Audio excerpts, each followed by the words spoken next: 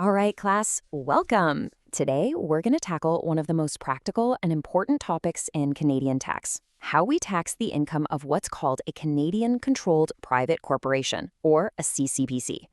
Honestly, understanding this is absolutely crucial for anyone who wants to advise the small and medium-sized businesses that are really the backbone of our economy. So let's jump right in. First off, I just want to mention that the material for today's session has been prepared by Dr. Samir Al-Rashani, with some AI support. So, here's our game plan for today. We're going to start with a really foundational concept I call the 5 buckets of income. It's all about sorting. Then we'll dive into what really drives most businesses, that's active business income, and see how it's treated way differently from passive or investment income.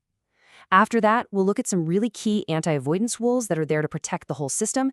And finally, we'll zoom out and see how this big idea called tax integration ties everything together. Okay, let's start with what is, without a doubt, the single most critical concept you need to grasp for CCPC taxation. You see, you can't just take a company's net income, find a tax rate, and call it a day. Nope. The first, and I mean non-negotiable step, is to sort every single dollar of that income into its proper category. So before you even think about calculating the final tax bill, you have to do this sorting. But why? Well, it's because every dollar a CCPC earns gets dropped into a specific category, or what I call a bucket. And each of these buckets has its very own unique tax rate and its own set of rules. And here they are. These are the famous 5 buckets. Every single dollar of income has to find a home in one of these. We've got active business income, specified investment business income, capital gains, something called personal services business income, and finally, intercorporate dividends. Trust me, understanding these 5 is the key to unlocking this whole topic. All right, let's kick things off with the bucket you're going to see the most, by far, active business income, or ABI. Just think of this as the engine of the company. It's the profit that a business generates from doing what it actually does every day. Now, what's kind of funny is how the Income Tax Act defines ABI. It mostly defines it by what it's not. It basically says it's any business income that isn't from a specified investment business or a personal services business. You know, what that means is pretty much everything else. From manufacturing cars to farming to providing professional services, it all falls under this huge, broad umbrella. It's the default category for being in business. Now, if you only remember one number from our entire session today, please make it this one: $500,000. This is the annual limit for something called the Small Business Deduction, or SBD, and it is hands down the biggest tax advantage for CCPCs in Canada. So here's why that number is so magical. The first $500,000 of active business income gets this amazingly low tax rate, around 13%. But any active income you earn above that $500,000 mark gets taxed at the much higher general corporate rate, which is up around 27%. That huge difference in tax creates a really powerful incentive for a business to keep more of its money and reinvest it to grow. It's a massive tax deferral opportunity. And this slide is the perfect example of why smart planning is so critical. Here's a little pro tip for you. Take a look at Corporation A and B. They both earned the exact same $1 million over 2 years. But Corporation B paid $14,000 less in tax. Why? It's simple. They smoothed out their income to perfectly use that $500,000 SBD limit each year. Corporation A, on the other hand, left $100,000 of that limit on the table in year 1, and that benefit is just gone forever. You don't get to carry it forward. Okay, let's switch gears. We've talked about the money the business makes from its operations. But what happens when that corporation starts earning passive income? You know, when it's making money from its investments. Well, that income is treated very, very differently. This is our second bucket, specified investment business income, or CB. We're talking about income from property here, so think interest from a GIC, rent from a building, or royalties. Now, to discourage people from just parking their personal investments inside a corporation to defer tax, this income gets hit with a super high initial tax rate, over 50%. But, and this is the key part, some of that tax is designed to be refunded back to the corporation later on. I know this sounds a bit complex, so let's just walk through how this refund works step by step. First, the corporation earns that investment income and pays that really high tax. Step 2, later on, when it decides to pay out what's left to its shareholders as a dividend, something cool happens. The corporation gets a refund of a big chunk of the tax it originally paid. That refund actually helps fund the dividend payment. And finally, the shareholder gets the dividend and pays personal tax on it.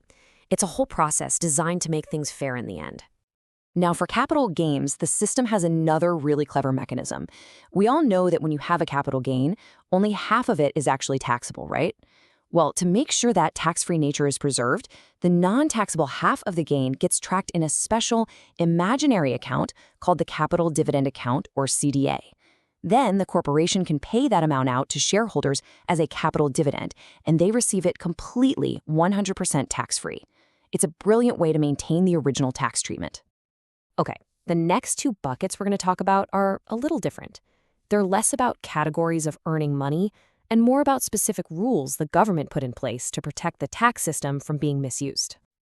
This brings us to the personal services business, or PSB. The easiest way to think about this is as an incorporated employee. Imagine this: an executive at a big company quits her job on Friday. Over the weekend, she sets up a corporation. Then she walks back into the same office on Monday to do the exact same job, but now she's billing the company through her new corporation.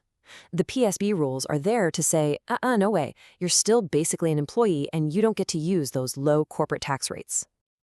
And this chart right here shows you exactly why you want to avoid being labeled a PSB at all costs. The tax rate is incredibly punitive. We're talking around 45% combined. Just compare that to the 13% rate with the small business deduction. The government is sending a crystal clear message here. The SBD is meant for real active businesses, not for employment relationships in disguise. All right, next up is what happens when dividends flow between two corporations. Now, usually these are tax-free, which makes sense, right? You don't want to tax the same dollar over and over again. But there's a catch. If your CCPC gets dividends from a non-connected corporation, which just means you own 10% or less, like a typical stock market investment, it has to pay a special refundable tax called Part 4 tax. This is to stop people from just holding their stock portfolios inside a private company forever to avoid paying personal tax on the dividends. So we've just walked through all these different buckets, these different rates, these complex rules, and you're probably asking yourself, why? Why all this complexity? What's the point of it all? Well, the answer comes down to one really powerful unifying principle. When you look at this summary table, you can see it all comes together. Each rule has a very specific policy reason behind it. That low SBD rate, that's there to help small businesses grow. The high refundable tax on investment income, that's all about fairness and integration. The CDA for capital gains, make sure the tax-free part stays tax-free. And the PSB and Part 4 tax rules, those are just strong anti-avoidance measures. See? Nothing is random. It's all part of one big intentional design. And that grand design, that objective, is called tax integration. This is the bedrock of the entire system. The big idea is that by the time the money flows from the corporation into the shareholder's personal bank account, the total tax paid, both corporate and personal combined, should be roughly the same as if that person had just earned the money directly in the first place. The choice to incorporate should be a business decision, not just a way to save on taxes. So I'll leave you with this final question to think about. Now that you understand the mechanics of how it all works, think about the strategy. How do all these different rates and refunds and rules actually influence a real-world business owner's decisions? How do they decide whether to use that low-tax corporate cash to grow the business or to pay themselves a dividend? That, right there, is where tax knowledge goes from being theory in a textbook to a powerful tool in practice.